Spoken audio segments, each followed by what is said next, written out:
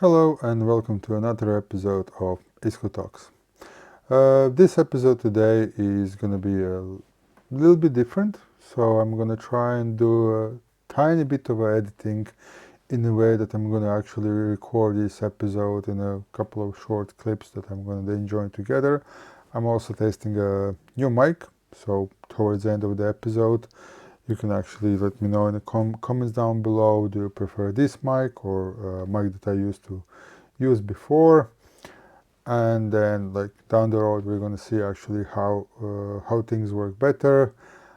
I said I'm not going to be doing video editing, but I figure out that actually recording a half an hour episode, 20 minutes or half an hour episode in one go can be actually quite challenging and quite difficult. So I decided, okay, let's give it a try.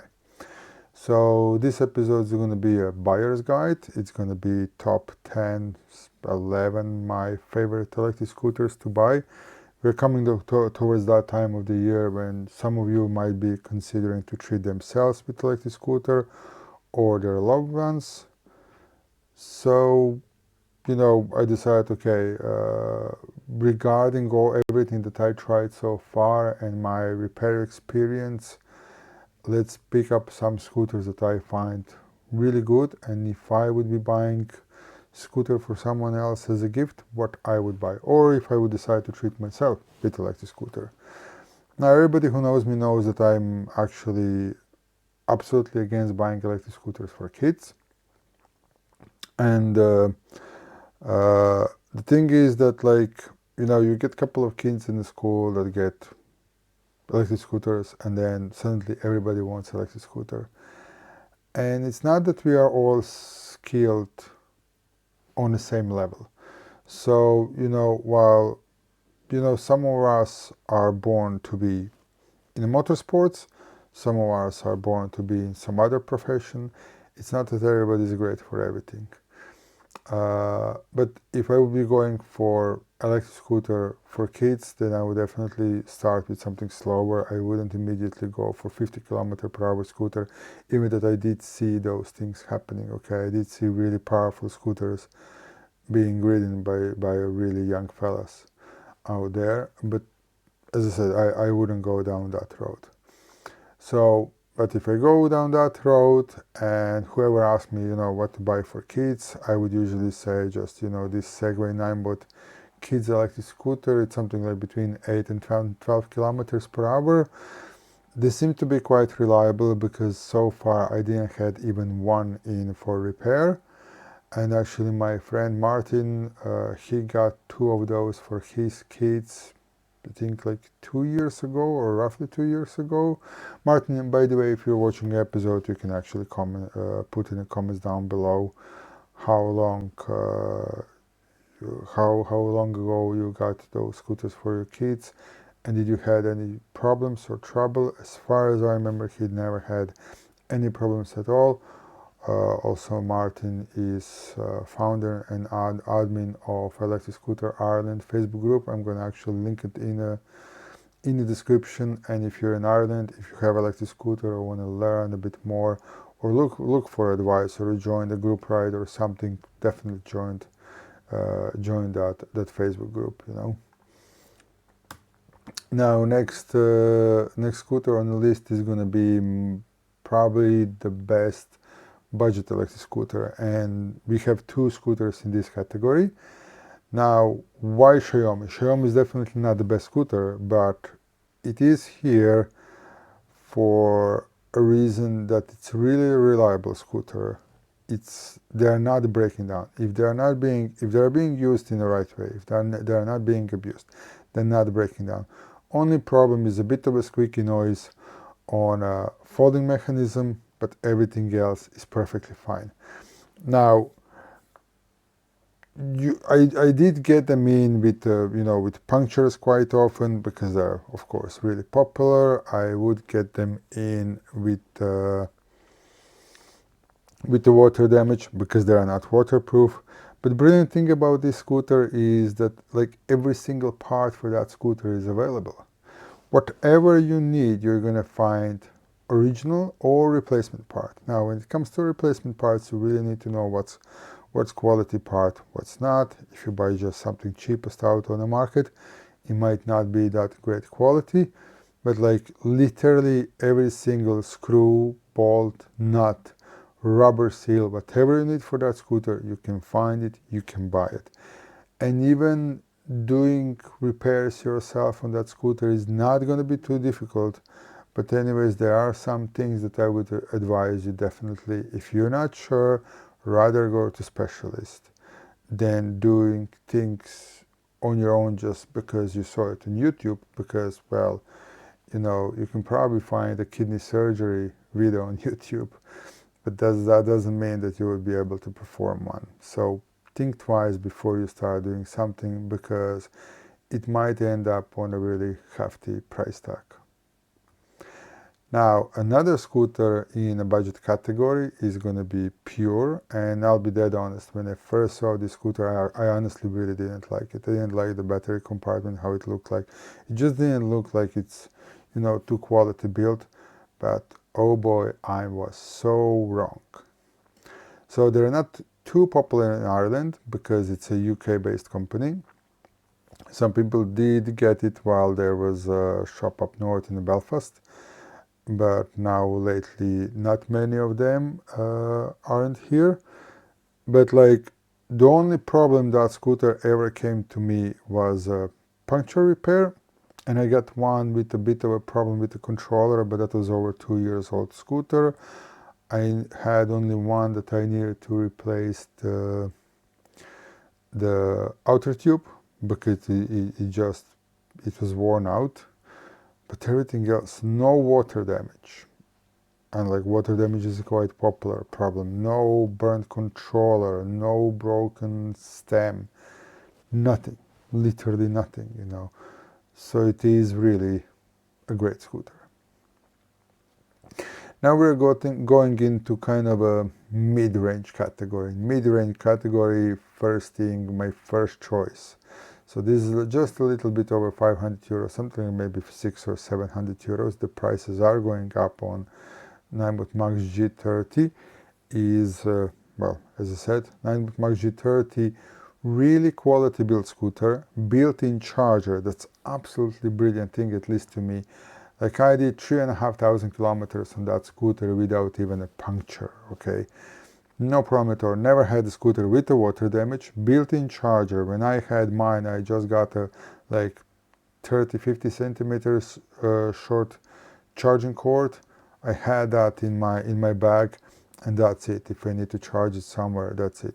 I had a couple of them in with fried controllers, but that was user error, riding on the flat tires and things like that. As I said, no water damage, nothing. Punctures, and that's it. So it is absolutely spot on, brilliant scooter. Now next scooter is 09. 09 is now getting close to 1,000 euros. It's something you can find, depending where you're buying it, anything from 600-700 euros, and then all the way up to 1,000 euro price tag. Again, another scooter that I had myself, I actually still have it. Brilliant commuter scooter, 40 kilometers per hour, foldable scooter that when it's folded, it's really nice and small. Pneumatic tires, front and rear brake, front disc, rear drum brake. Wannabe suspension, not the best suspension, but there is some suspension. Battery pack, really well built, no problems with any of them came with a burnt controllers or anything like that. They're just brilliant scooters, and they can actually, in eco mode, if you put all the like acceleration to minimum and everything, they can actually even get a really nice range. Now next one is Dualtron Mini. Dualtron Mini is now kind of in some way breaking 1,000 euro price tag, because some of them are coming. There's a Dualtron Mini 1 and Dualtron Mini 2. Mini 1 is usually under 1,000 euros. Mini 2 can be even over 1,000 euros. I think it's something like 50 kilometer per hour max speed. Again, no problems at all with them, mostly just punctures. One had a faulty display and one had a faulty folding mechanism. except for that, no other problems, like no flight controllers or anything. Even that I found out, and actually that's kind of my settings on almost all my scooters, regenerated braking to minimum or none at all, and you're not going to be frying your controllers, okay? Works definitely on Dualtron, but it works on most of other scooters as well. Now we're in a category over €1,000. We have a 010X here that also comes under a couple of different brands. It comes as a Varla Eagle 1. It comes as a Kugo G1, if I'm not wrong. You have it in three versions: 18 amp hour China cells, 52 volts 18 amp hours, and 52 volts 23 amp hours LG cells. I would definitely go, of course, for LG. And there is a 60 volt 51 amp hour, I think it's Samsung cells. I had both 52 and 60 volts. Lots of my friends have them. Again, no problems at all with them. Couple of things: if you buy a scooter, first thing first, rugged clamp. Stock clamp is really not the best solution. Then steering damper. Like what I noticed, that majority of scooters, especially higher performance scooters that go over 40-50 kilometers per hour, then if they have a C-shaped fork, they need a steering damper because they get speed wobbles, and upgrading a rear mudguard, and that's it. You don't need to do anything too much. Okay, you can upgrade the headlights because stock headlights are not the best. Taillights are brilliant, but the headlights are not the best, and maybe I upgrade to a different tires. Now, next scooter on our list is a Speedway 5. I don't have that scooter myself, but I actually have electronics from that scooter fitted into my FLJ that I just had a horrible after-sale support experience, and I decided, you know what, I'm not buying anything from FLJ ever again, because when you need to buy something, it's brilliant. When there's a problem, they suddenly don't speak English, don't understand you, they're getting confused and this and that. And I got spare parts from them. They mislead me, so I bought the wrong parts and like, just forget about it. I put those electronics in, again, switched off regenerated braking, and the scooters are working absolutely brilliant. Nice torque, nice, not max speed, just everything is great. Why I picked up here Speedway 5, because as I said, I know those electronics, but also again, foldable handlebars, adjustable stem. When you fold it down, it really doesn't take too much space, but it's a really good scooter. Now, like, there might be some scooters out there that are also great, but since I didn't try them, I can't say too much about them, since I don't have too much experience regarding them. And one of them would be actually also at least as I heard, eMove Cruiser. Apparently it's a brilliant scooter, but as I said, I didn't try it myself. I have one customer that has it for quite a while. He's absolutely happy about it. So I didn't add it into this list, but I'm going to be making more of those lists. And now we're going to kind of a high-end spec scooters. We're going to have 3 scooters here in this category. 2 of those scooters I actually have myself, so I have a bit of a knowledge about them. Third scooter, I don't have it yet. I'm planning to get it on my list. So first is Namiburn E2 Max. I have it myself, and it's honestly, it's like nothing else you ever tried before. I'm dead honest. Like, I'm not the happiest guy, again, with the problem with after-sale support, but that's a topic for some other episode. But just like 70 kilometers per hour on Namiburn E feels equally safe as 50 kilometers on the 010. It's so comfortable, it's so smooth, it's so stable, it's absolutely unreal, okay? So no discussion about it. Stock throttle that comes with it, like, don't even bother with it. Like, when you need to replace that throttle, Okay, you need to replace it for a thumb throttle or anything else except this. I think they try to do something like, to put a throttle style like quads have, but combustion engine and electric motor have totally different response to throttle. And this scooter just has way too much power for that throttle. Yeah, that throttle on 250 watts up to 500 watt scooter, yeah, it will be fine. But on a scooter with so much torque, no, that throttle is absolutely wrong. But everything else is kind of brilliant. One more thing, LED lights. I'm not 100% sure how much is that visible. Like literally your tail light is hidden behind your wheel and mudguard. So that's something that I would change definitely in the design, put it up higher so that it's visible better.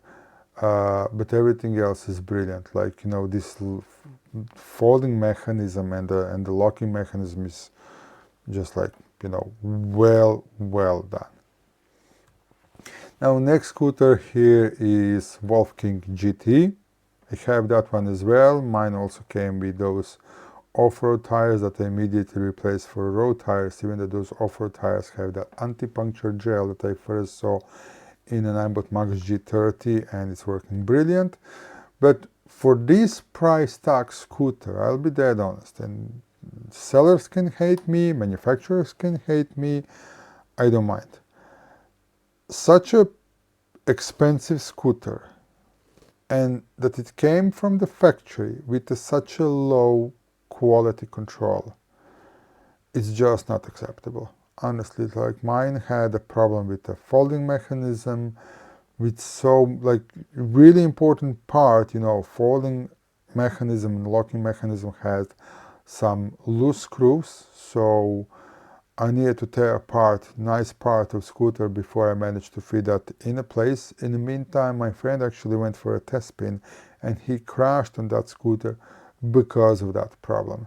That's not acceptable. For a while I'm looking into probably making my own scooter and bring it to the market, my own scooter. And if I would be going anything over 3 grand, each scooter would need to be done handmade, and every single thing needs to be checked. And this scooter at almost 3,500 euros, that it doesn't have a tread lock, at least the blue tread lock on a locking mechanism, that's a big no-no. Other than that, scooter is like 70 kilometers per hour, okay? Anyways, I would still buy it. It has insane torque. I didn't try it off-road, but I'm 100% sure that it's a brilliant off-road scooter. And, double check it. Once you double check it, it's great. And you can do 70 kilometers per hour and you don't need a steering damper, okay? Again, there are 2 versions. One version comes with the same throttle as the Nami Burn E. Replace it immediately, extend it, mud guard. You are going to get splashes. You are going to get mud on your jacket and your trousers. And that's kind of it. Brilliant headlights, okay? One of the best headlights I've ever seen in my life. Tinted taillight and indicators, best of luck that being visible in the daylight, honestly. And now two of my biggest, well, okay, just a second actually. You see this small extender on the kickstand? I'm actually going to cut it down with the angle grinder. That's a bit too much. And biggest deal breaker is this. If you don't need to fold the scooter, it's brilliant. If you need to fold it and you're planning to put it in a car or whatever, I'm actually thinking, why did I actually add it here? Well, I added it here because it actually really has a great performance and a range, and you can switch it to a single motor, and Nami can work constantly all the time in a dual motor. But if you need to fit this in a car, you'll need a bigger car, because this is like 1.5 meter long scooter, and lift it up is a little bit hard. It's actually hard a lot. It's chunky. You can grab it here, but there's no place in the front to grab it. So this is actually a bit more like, guys, add a handle here in the front or something. Again, a brilliant horn. same horn as on Nami. It's great on Nami. It's actually in a wrong position, so that's a bit of a downside, that you actually need to clean a horn every now and then, because it gets filled with the mud and the dirt, and it just kind of gets really dimmed. You can hardly hear it, or it stops working. And the last scooter here on our list is a scooter that I don't have, but the plan is, if everything's going to go by plan, I'll probably have it start of next year. It's a scooter that I really want to try. Like when it comes to 9-bot Segway, I don't have too many doubts. First series of Segway, ES series, was rubbish. And it was rubbish mainly because of solid tires. They were breaking down. Now Segway is not using solid tires anymore. I'd say that they learned their lesson. But with the G30, they did absolutely brilliant job. And I'm hoping that that brilliant job is done with the GT2. I did see some reviews, and people are saying that it's absolutely super stable and great, and it doesn't seem too high. So, like, you know, it might actually have a really low gravity and everything. There are only two downsides that I see on this scooter from my perspective, and this is first. Like, honestly, guys, folding mechanism that high, what's the even point? Like, it's going to be hard to even load that in a car. You know, probably it's going to be quite challenging. So, like, you could have just, like, you know, everything looks like, you know, rock solid and everything, but, like, you could have then just do it that it's not foldable, and that's it. So, another downside is actually that the battery seems to be almost exactly the same as in 010X. In this price tag, I would be expecting bigger capacity battery. But the really good thing is that I'm almost 100% sure that it has a smart BMS with the Bluetooth connectivity, that you can really, you know, monitor your battery in a way that you can be sure that everything is fine, that it's not going to catch a fire and things like that. Because, like, when you're looking at reports of electric scooters catching fire, you never see Xiaomi 9-bot or Segway. You see almost everything else, but not them.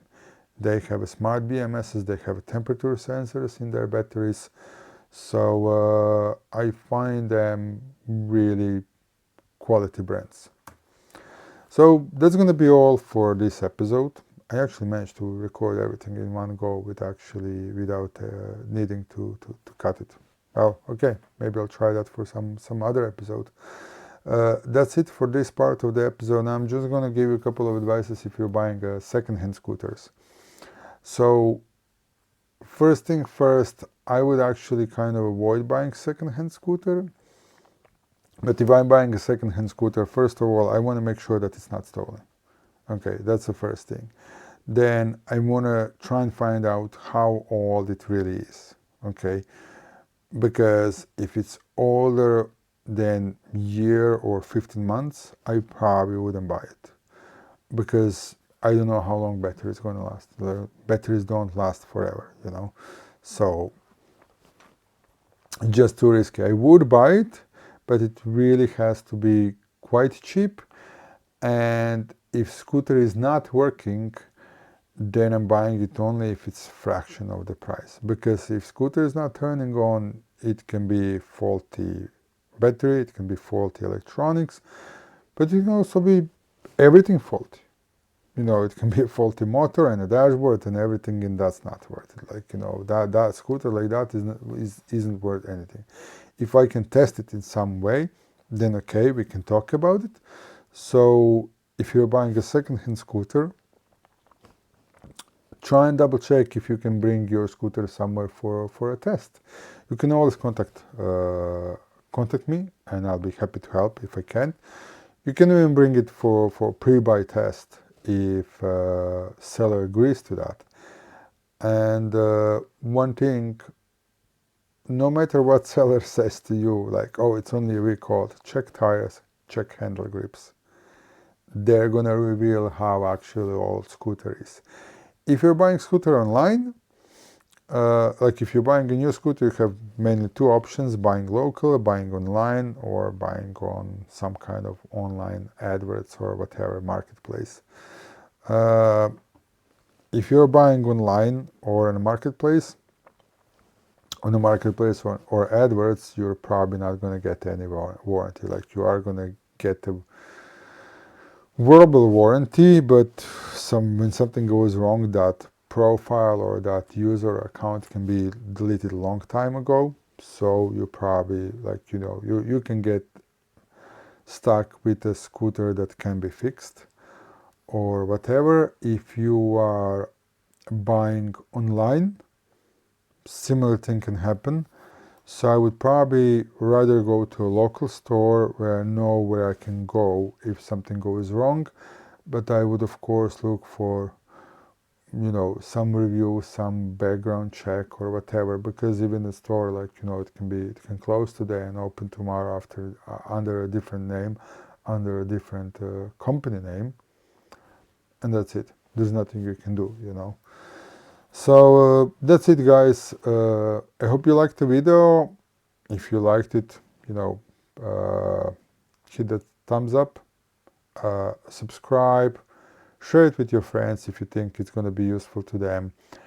You can ask me anything you want in the comments down below. If I don't reply in the comments, I'm going to probably reply in some of the other episodes. And if you have some ideas, what do you want me to record about next? Again, in the comments down below, let me know. And till then, stay safe out there, ride safe. If you're treating yourself or someone for a Christmas, be careful what you're buying. You don't want to embarrass yourself, especially if it's a gift. And yeah, and I'll chat to you pretty soon. Bye bye.